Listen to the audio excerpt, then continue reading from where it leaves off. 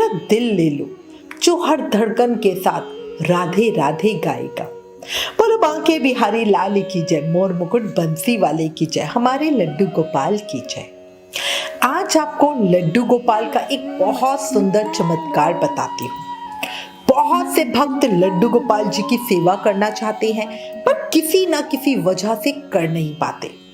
उन्हें मैं हमेशा कहती हूँ, प्रेम मन भाव से कान्हा जी से उनकी सेवा मांगते रहो, वो एक दिन जरूर देंगे।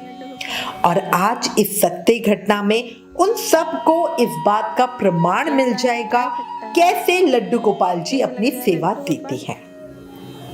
इस सत्य घटना का अनुभव हुआ हीरा व्यापारी श्री बाबूलाल जी को और इस घटना ने उनका जीवन बदल दिया।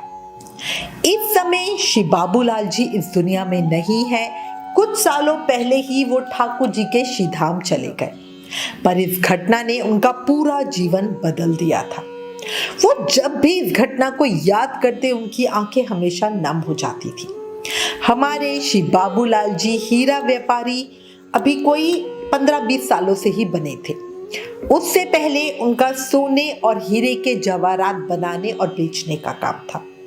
उनकी दुकान के गहरे दूर दूर तक मशहूर थे।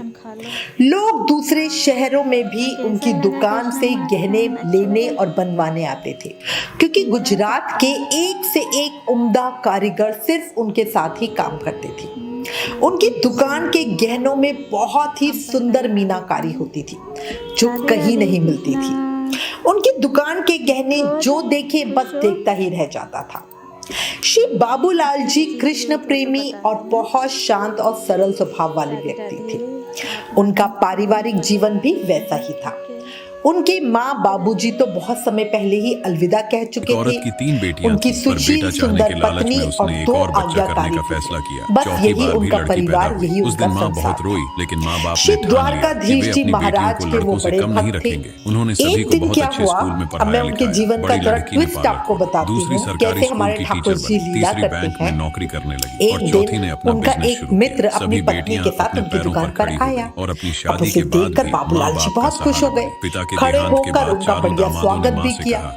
उनकी पत्नी के हाथ में बहुत ही सुंदर लड्डू गोपाल की मूर्ति थी। बड़े साइज के वो गोपाल जी गोद में बैठे हुए छोटे बच्चे के जैसे लग रहे थे। एक औरत की 3 इतने बेटियां सुंदर पर कि बेटा अभी चाहने बोल के लालच में उसने एक और मुस्कान बच्चा तो करने ऐसी का कि फैसला बस किया। चेहरे से चौथी बार नजर भी ही लड़की नहीं पैदा बनती हुई। थी। उस दिन माँ बहुत रोई, बाबूलाल लेकिन जी माँ बाप ने उन्हें ठान लिया कि अपने वे अपनी साथ दुकान बेटियों के को अंदर लड़कों से लेके कम गए, नहीं जो भी रखेंगे। ऑफिस वगैरह था वहां बिठाया, हालचाल पूछा। और तो उनका मित्र बोला कि अभी वो सीधा वृंदावन से बिहारी जी महाराज के दर्शन कर कर वापस ही लौट रहे हैं। रास्ते में तुम्हारी बातचीत हो रही थी, तुम्हारी चर्चा चल रही थी, तुम्हारी याद आ गई, इसलिए सोचा चलो रास्ते में तुमसे मिलते हुए चलते हैं, प्रसाद भी दे देंगे। अब ये सुनकर बाबूलाल जी तो बहुत खुश हुए। बिहारी जी महाराज का प्रसाद उनको मिल रहा है, वो तो भाई चांदी उनकी। तो वो मित्र से बोले, यार ये गोपाल जी तो बहुत सुंदर है, पर भाभी जी तो अभी सेवा कर रही है ना, फिर ये दूसरे किस लिए? तो उनके मित्र बोले, भैया इनके मिलने की कहानी सुनोगे तो बस आश्चर्य में ही पड़ जाओगे। हुआ क्या, हमारे सेवित गोपाल जी हैं जिन्हें हम अपनी माता जी के पास छोड़कर वृंदावन गए थे। श्री बिहारी जी महाराज के शिव मंदिर के पास ही गोस्वामी जी के आश्रम में हम रुके हुए थे। हम पहले बिहारी जी गए, वहां प्रसाद लिया और तब हमें ये दिखे। जब हमने इन्हें देखा तो ऐसा लगा जैसे ये कह रहे थे कि अपने साथ ले चलो, पर हमने यही सोचा कि गोपाल जी तो घर पर ऑलरेडी है, इसलिए हमने नहीं लिए। 3 दिन हम वहां रुके और ये हमें रोज दिखते थे और हर बार यही लगता था जैसे कह रहे हो कि मुझे साथ ले चलो, पर हम यही सोचते थे गोपाल जी तो घर पे हैं ही हैं, दूसरे का क्या करेंगे। जिस दिन शाम की वापसी की टिकट थी उस दिन भी हमने सुबह इन्हें देखा और फिर हमें ऐसा ही लग रहा था जैसे ये कह रहे हैं मेरे बिना वृंदावन से जा नहीं पाओगे। हमने फिर इनकी बात अनसुनी की, सबके लिए प्रसाद खरीदा और वापसी की तैयारी कर ली। शाम की वापसी की टिकट थी। बहुत समय से हम स्टेशन पहुंच गए और फिर भी ट्रेन निकल गई। हमारे पास कोई और रास्ता नहीं था, इसलिए हम अगले दिन वापसी की टिकट लेकर वापस वृंदावन आ गए, क्योंकि मथुरा में तो हम क्या ही करते। और फिर हमारे मन में विचार था कि चलो एक बार और बिहारी जी के दर्शन कर लेंगे। जब हम वापस वृंदावन पहुंचे तो फिर से ये गोपाल जी हमें दिखे, और इस बार वो गुस्से में दिख रहे थे और बोल रहे थे कि साथ ले चलो वरना फिर से ट्रेन छूट जाएगी। और भैया मजे की बात सुनो, हम दोनों को हर बार एक सा ही एहसास हो रहा था, पर फिर भी हम हर बार उनकी बात अनसुनी कर रहे थे। आखिर में हमारी श्रीमती जी ने हमें अपने दिल का हाल बताया, और ये सुनकर मेरे रोंगटे खड़े हो गए, क्योंकि उनकी हर एक बात ऐसी थी जो मैंने खुद अनुभव किया था। इसलिए फिर विचार करके हमने इन्हें ले लिया। अब अपने मित्र की बात सुन के बाबूलाल जी तो बड़े ही प्रसन्न हो गए और बोले जय हो जय हो जय हो। इनको जिसको भी अपनी सेवा देनी होती है, जिससे अपनी सेवा करवानी होती है, वो करवा ही लेते हैं। अब दोनों मित्र आपस में बैठ रहे हुए थे, बढ़िया बातचीत चल रही थी, चाय नाश्ता कर रहे थे। तभी बाबूलाल जी का कारीगर एक सोने और हीरे से जड़ा हुआ बहुत सुंदर हार लेकर बाबूलाल जी को दिखाने के लिए आया। बाबूलाल जी कारीगरी देख रहे थे और बोले ये श्री द्वारकाधीश जी के लिए बनवाया है। हार गले में कैसा लगेगा ये देखने के लिए बाबूलाल जी ने वो हार उन लड्डू गोपाल जी के गले में डाल दिया, और अपने मित्र को कहने लगे देखो तो सही, इस हार की शोभा लड्डू गोपाल के गले में पड़ने से कितनी ही बढ़ गई है। सभी उन्हें देख रहे थे और मोहित हो रहे थे, वाकई हार बहुत सुंदर लग रहा था। फिर कुछ इधर उधर की बातचीत होने लगी, बिहारी जी महाराज का हालचाल पूछा। तभी अचानक से जाने क्या हुआ, बाबूलाल जी की दुकान में शॉर्ट सर्किट हो गया, बिजली चली गई और मीटर में आग लग गई। सभी लोग घबरा गए, एकदम हड़कंप सा बच गया। दुकान में आग बुझाने वाले यंत्र थे, उससे मीटर की आग बुझाई गई। धीरे धीरे सब शांत हुआ, बट सब बड़े परेशान हो गए थे। पुलिस को बुलाया, फायर ब्रिगेड वालों को बुलाया। बाबूलाल जी ने बिजली विभाग और उन सबको फोन भी किया। अब इतनी हड़बड़ी हो रही थी ना, तो उनके मित्र ने उनसे विदा लेना उचित समझा, क्योंकि दुकान में बहुत अंधेरा भी हो गया था। तो उनका मित्र और उनकी पत्नी ने अपने घर वापसी के लिए टैक्सी कर ली। वो दोनों इस घटना से बहुत डर भी गए थे। वो सीधा अपने घर के एरिया में पहुंचे तो वहां पर एक नई मुसीबत, गलियों में सीवर डल रहा था, खुदाई हो रही थी। अब टैक्सी वाला बोला बाबूजी गाड़ी तो गली में नहीं जा पाएगी। वो बाहर रोड पर ही उतर गए। सोचा भाई घर तक पैदल चल लेंगे या हाथ गाड़ी या सवारी रिक्शा ले लेंगे, क्योंकि सफर का सामान उनके पास था। जब वो लोग टैक्सी से उतरे तो गलती से लड्डू गोपाल जी की जो बास्केट थी, जो टोकरी थी, वो उसी टैक्सी में रह गई, क्योंकि उन्होंने टोकरी में गोपाल जी को बिठाकर फ्रंट सीट पर बिठा दिया था, है ना, और वो दोनों पीछे बैठे हुए थे। अब जो वो टैक्सी वाला था वो एक गरीब आदमी था, उसका नाम हीरा था। जब उसने उस टोकरी को देखा तो उसको भी भूल का एहसास हुआ कि भाई सवारी तो यही छोड़ गई है टोकरी। वो वापस उसी जगह पर आया जहां उसने सवारी छोड़ी थी, पर वो लोग उसे नहीं मिले। उसने इधर उधर पूछा भी, पर किसी को कोई आइडिया नहीं था कि वो लोग कौन थे, क्योंकि वो लोग तो बाहर मेन रोड पर सड़क पर ही उतर गए थे और घर शायद अंदर किसी गली में होगा। हीरा ने यहाँ वहाँ गलियों में बहुत खोजा, पर उसे वो नहीं मिली। हीरा ने टोकरी खोलकर देखी तो उसमें लड्डू गोपाल जी थे। अब वो करे तो क्या करे, उसके पास कोई हल ही नहीं था। हीरा पुणे का रहने वाला था और आज उसे अपने घर वापस जाना था। उसने सोचा कि अगर वो ये टोकरी पुलिस को दे देगा तो वो तो इसका कुछ भी नहीं करेंगे, कोई इसकी देखभाल नहीं करेगा। इसलिए वो टोकरी लेकर अपने घर ही पहुंच गया। वहां उसकी पत्नी सुनीता थी। जब हीरा अपनी पत्नी से मिला तो सुनीता ने हीरा के हाथ में टोकरी देखी तो पूछा ये क्या है। हीरा ने टोकरी सुनीता को दे दी।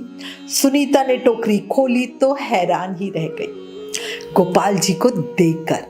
उसने बड़े प्रेम और श्रद्धा से गोपाल जी को टोकरी में से बाहर निकाला और जोर से बोली, आप आ गए, मुझे कितना इंतजार करवाया आपने। अब हीरा सुनीता की बात सुनकर हैरान हो गया और बोला, ये क्या कह रही हो, इंतजार करवाया? तो उसकी पत्नी बोली, हाँ, मैं रोज कान्हा जी से प्रार्थना करती थी कि वो मुझे अपनी सेवा का मौका दे। हमारी शादी को 8 साल हो गए हैं, बच्चा तो इन्होंने दिया नहीं, कम से कम अपनी सेवा ही दे दो। और यही प्रार्थना मैं इनसे रोज करती थी और आज देख लो इन्होंने मेरी कामना पूरी कर दी। सुनीता बहुत ज्यादा खुश थी। आज उसके गोपाल जी, उनके बेटे, उनके घर जो आ गए थे, वो गोपाल जी को बड़े प्रेम से घर के मंदिर में लेके गई। वहां उनका सिंहासन पहले से रखा था। सुनीता बोली, देखो मुझे लगता ही था कि मेरे गोपाल जी आएंगे, मैंने तो उनके आने की सारी तैयारियां भी कर रखी थी। छोटी सी लुटिया में वो उनके लिए जल लेकर आई, बड़े प्रेम से उनका स्वागत किया। उनका प्रेम, जो सुनीता का प्रेम था ना, वो उसकी आंखों से दिख रहा था और प्रेम शायद आंखों से बह ही रहा था। हीरा ये सब देखकर बहुत हैरान था। उसकी पत्नी तो जैसे बावरी सी हो गई थी। वो गोपाल जी से बातें कर रही थी, उन्हें कनुआ बुला रही थी। अरे कनुआ, मैया के पास आने में इतनी देर क्यों की लल्ला? पर चल, जय तू आई गया है यही बहुत है, पर अब कभी मुझसे दूर मत जाइयो। उसने अपने कनुआ के लिए बढ़िया भोजन भी बनाया और अपने हाथों से खिलाया। हीरा सुनीता की ये खुशी देखकर आश्चर्य में तो था, पर उसे बहुत अच्छा भी लग रहा था। अब देखो, विधि का विधान कह लो कि मतलब कहां से, वृंदावन से किसके मित्र के पास आए, मित्र से बाबूलाल जी ने देखा और वहां से ये टैक्सी में ऐसे चलकर सुनीता के पास आ गए। देखो ये कैसी लीला है। अच्छा, उधर क्या हुआ, कई बार है ना, हमारे ठाकुर जी लीला तो करते हैं पर भक्तों पर उसे दिखाते भी हैं। तो उधर क्या हुआ, श्री बाबूलाल जी की दुकान पर जब सब सही हो गया, बिजली वगैरह सब आ गई, फिर उन्हें वो हार याद आया जो उन्होंने मित्र के लड्डू गोपाल के को पहनाया था।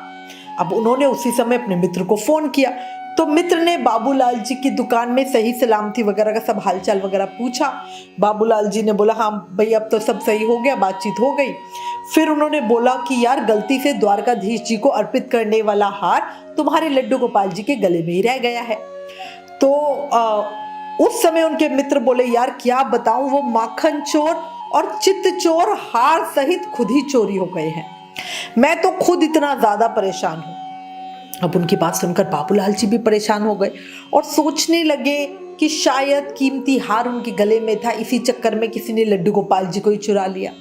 पर अब कुछ किया तो जा नहीं सकता था। पुलिस में रिपोर्ट करवाते भी तो क्या रिपोर्ट करवाते, टैक्सी का तो कोई नंबर वगैरह था ही नहीं। घबराहट और परेशानी में उन्होंने टैक्सी वाला जो था, हीरा था, उसको भी ठीक से देखा नहीं था। अब ये बात तो वहीं खत्म हो गई। उधर हीरा और सुनीता दिन रात ठाकुर जी की सेवा करते। अब हीरा परमानेंटली सुनीता के साथ पुणे में ही रहने लग गया और वो ठाकुर जी की ऐसे सेवा करते बिल्कुल अपने बेटे जैसे। सुनीता तो रात में भी उठ उठ कर गोपाल जी को देखती, कहीं उन्हें कोई परेशानी तो नहीं है, कहीं उन्हें ठंड तो नहीं लग रही, रात में पानी तो नहीं पीना है, हर चीज। अब दोनों का जीवन कान्हा जी के आने से बहुत खुशहाल हो गया। ठाकुर जी की लीला कोई नहीं जानता, वो कब क्या कैसे करे, है ना। मतलब ये चक्र सोचोगे ना तो मन में गुदगुदी सी होगी। कैसे सुनीता की इच्छा पूरी करने के लिए खुद वो वृंदावन से आ गए, और वो भी उसके पास दूसरे शहर से, है ना। वो कहते हैं ना, जिसे भगवान सेवा देना चाहते हैं उसको कोई ना कोई जरिया बना देते हैं और दे ही देते हैं। भक्तों की समय समय पर परीक्षा भी लेते रहते हैं और शायद कुछ परीक्षा उन्हें बाबूलाल जी की भी लेनी थी। अब बाबूलाल जी के साथ क्या हुआ, एक दिन बाबूलाल जी व्यापार के सिलसिले में पुणे में आए। पूना स्टेशन पर जब उन्होंने टैक्सी ली तो हीरा की टैक्सी थी। वो तो हीरा को पहचानते नहीं थे, ना हीरा उनको जानता था। हीरा उन्हें ले गया और उस जगह पहुंचा दिया जहां उन्हें जाना था। पर वहां पे काम करके, जैसे उन्होंने टैक्सी की थी पूरा दिन की, कि भाई पहले मुझे इस जगह पे ले जाना, वहां मुझे आधे घंटे का काम है, उसके बाद मुझे रात को वापस होटल छोड़ देना, ऐसे उन्होंने पूरा दिन की हीरा की टैक्सी की थी। अब हीरा जहां जहां उन्हें काम था वहां वहां ले जा रहा था। पर उस दिन क्या हुआ, बहुत तेज बारिश होने लग गई। उनकी पार्टी वहां पहुंच ही नहीं पाई जहां उन्हें पहुंचना था। शहर में पिछले दिन से ही लगातार बारिश की वजह से बहुत जगह पानी भर चुका था। अब हीरा की टैक्सी में बाबूलाल जी फंस चुके थे। भयंकर जाम लगा हुआ था चारों तरफ। टैक्सी में बैठे बैठे ही सुबह से शाम हो गई थी। हीरा ने देखा कि बाबूलाल जी इतना परेशान हो रहे हैं, तो उसने बाबूलाल जी को बोला कि बाबूजी, मुझे लगता है बारिश तो रुकने वाली नहीं है, सारे शहर में पानी भरा हुआ है, आप अपनी मंजिल तक नहीं पहुंच पाओगे और ना ही कहीं और रुक पाओगे। अगर आपको ठीक लगता है तो मेरा घर पास ही में है, अगर आप चाहो तो मेरे घर पर रुक सकते हो। अब बाबू देखो, ये कलयुग ऐसा है कि कोई अच्छी बात भी कहता है ना तो हमें समझ में नहीं आती। बाबूलाल जी के पास बहुत सारे सोने और हीरे के गहने वगैरह थे, पैसे वगैरह थे, और वो अनजान टैक्सी वाले के साथ जाने के लिए झिकझिका रहे थे, बहुत घबरा रहे थे। वो बोले, ना भैया तू मुझे होटल ही छोड़ दे। तो हीरा बोला, बाबूजी आपका होटल शहर के बीच में है और इस समय हम शहर के बॉर्डर पर है। चारों तरफ भयंकर पानी भरा हुआ है, जाम लगा हुआ है, मुझे नहीं लगता हम आपके होटल तक पहुंच सकते हैं। अब बाबूलाल जी के पास कोई और चारा तो था नहीं, इसलिए वो हीरा के घर जाने के लिए ही मान गए। घर पहुंचते ही हीरा ने सुनीता को आवाज दी और कहा, देखो घर में मेहमान आए हैं। और उनके घर में वैसे तो देखो कोई आता ही नहीं था, है ना, तो इसलिए सुनीता भी थोड़ा सा सरप्राइज हो गई। तो हीरा ने उनको बोला कि चलो मेहमान के लिए बढ़िया खाना बनाओ। अब बाबूलाल जी घर के अंदर आए, उन्होंने देखा हीरा का घर बहुत छोटा था लेकिन बहुत सुंदर ढंग से सजा हुआ था, घर महक रहा था। बाबूलाल जी ने सुनीता को बोला, आपने घर बहुत सुंदर सजा रखा है, आप कितने लोग रहते हो? तो सुनीता ने बोली, बस मैं, मेरे पति और हमारे बेटा कन्वा, बस हम 3 ही जन हैं, छोटा सुखी परिवार है हमारा। तो बाबूलाल जी बोले, बाहर तो बड़ी तेज बारिश हो रही है, तो आपका बेटा कहाँ पे है? तो सुनीता बोली, आइए मिलवाऊं चलो अपने बेटे से। और ये कहकर वो बाबूलाल जी को मंदिर की तरफ ले गई। वहां गोपाल जी की तरफ इशारा करके बोली, ये हमारे बेटे हैं कन्वा, बहुत नटखट है, बहुत तेज है। अब बाबूलाल जी ने उन गोपाल जी को देखते ही पहचान लिया कि ये तो वही गोपाल जी हैं जो उनके मित्र वृंदावन से लेकर आए थे, और गोपाल जी के गले में अभी भी सोने का हार पड़ा हुआ था। सुनीता की खुशी और चहक देखकर बाबूलाल जी ने उस समय कुछ भी कहना सही नहीं समझा, वो चुपचाप वापस आकर बैठ गए। सुनीता ने कन्वा को भोग लगाने के बाद बाबूलाल जी को खाना परोसा। सादा पर बहुत ही स्वाद खाना था। बाबूलाल जी ने आनंद से खाना खाया। बाबूलाल जी के खाना खाने के बाद हीरा और सुनीता ने भी खाना खा लिया। उसके बाद सुनीता रसोई संभालने में लग गई। कमरे में बाबूलाल जी हीरा के साथ बैठे हुए थे। उनके मन में बड़ी उधेड़-बुन चल रही थी। उन्हें हीरा चोर तो लग नहीं रहा था। अगर वो चोर होता तो हार कब का बेच चुका होता। वो यही सब बातें सोच रहे थे। फिर बाबूलाल जी ने हीरा को बोला, तुम्हारे गोपाल जी तो बहुत ही सुंदर है, तुम कहाँ से लेकर आए हो इन्हें? अब देखो, हीरा के मन में कोई छल कपट तो था नहीं, इसलिए उसने बाबूलाल जी को सारी बात सच सच बता दी। कैसे उसकी टैक्सी में कोई गोपाल जी को छोड़ गया था, कैसे गोपाल जी के आने से उसका भाग्य ही बदल गया। पूरी कहानी सुनकर बाबूलाल जी बड़े ही हैरान हो गए, क्योंकि उनके मित्र ने भी बताया था कि वृंदावन से कैसे ये गोपाल जी जबरदस्ती उनके साथ आए थे। बाबूलाल जी सभी घटना को सोच सोच कर बड़ा हैरान थे। तब तक सुनीता भी अपना काम खत्म करके उनके पास आके बैठ गई। थोड़ी देर बाद बाबूलाल जी ने हीरा को कहा कि क्या तुम जानते हो कि जो हार तुम्हारे गोपाल जी के गले में पड़ा हुआ उसकी कीमत क्या है? अब ये सुनकर हीरा और सुनीता बोले, जो चीज हमारे लल्ला ने पहन ली उसका कोई मूल्य हम जानना ही नहीं चाहते, वो तो अनमोल है। तो बाबूलाल जी बोले, फिर भी मेरी पारखी नजरें कहती हैं कि बड़ा कीमती हार है, कम से कम 50,000 का तो होगा। तो सुनीता बोली, मेरे लल्ला के सामने किसी चीज की, किसी हार का कोई मोल ही नहीं है। मेरे कन्वा ने उसे पहना है, इसलिए वो कीमती तो जरूर होगा। अगर मेरा कन्वा उसे उतार दे तो ये बेमोल हो जाएगा, मिट्टी के दाम भी नहीं होंगे उनकी। अब सुनीता की बात सुनकर बाबूलाल जी चुप हो गए। उन्होंने सोचा, ये हार बनवाया तो भगवान ही के लिए था, द्वारकाधीश जी ना सही गोपाल जी ने धारण तो कर ही रखा है। रात को बारिश रुक गई। अगले दिन बाबूलाल जी चलने को तैयार हुए। तभी सुनीता बोली, पता नहीं कैसे पर कन्वा का हाथ टूट गया है। अब ये सुनकर बाबूलाल जी और हीरा बड़े हैरान थे। कल रात तक तो सब सही था, फिर अचानक हाथ टूट कैसे गया? बाबूलाल जी ने हाथ देखा तो ऐसा लग रहा था जैसे किसी ने जबरदस्ती इसे खींच कर तोड़ा हो। बाबूलाल जी ने सोचा कि अगर मैं कहूंगा कि हाथ ठीक करवा देता हूँ तो इन्हें लगेगा कि भाई मेरी नियत में कुछ खोट है, इसलिए वो कुछ भी ना बोले, चुप रहे। हीरा ही बोला, कोई बात नहीं, हम कन्वा के लिए दूसरा हार लाएंगे। फिर हीरा बाबूलाल जी को उनके होटल तक छोड़ने के लिए गया। होटल पहुंचकर बाबूलाल जी टैक्सी से उतरे और हीरा को जो टैक्सी का किराया पैसे वगैरह थे वो दिए। वो हीरा को रात में अपने घर रुकने देने के लिए ज्यादा पैसे देना चाहते थे, पर हीरा ने बिल्कुल साफ मना कर दिया। बाबूलाल जी ने हीरा की नेकी को देखकर वो बड़े ही खुश थे पहले से ही, और उसे दिल से धन्यवाद दिया और अंदर जाने लगे। तभी हीरा ने उन्हें आवाज लगाई और बोला, बाबूजी आपका ये कुछ सामान यहाँ रह गया। बाबूलाल जी ने देखा उनका हाथ का जो हाथ पर्स था, बैग था छोटा, वो गाड़ी में ही था। उन्होंने उसे ले लिया और हीरा चला गया। बाबूलाल जी होटल में अंदर आ गए। उन्होंने ऐसा महसूस किया कि उनका हाथ बैग कुछ मोटा सा लग रहा है। बाबूलाल जी ने उसे खोल कर देखा तो उसमें 50,000 रुपए की गड्डी थी।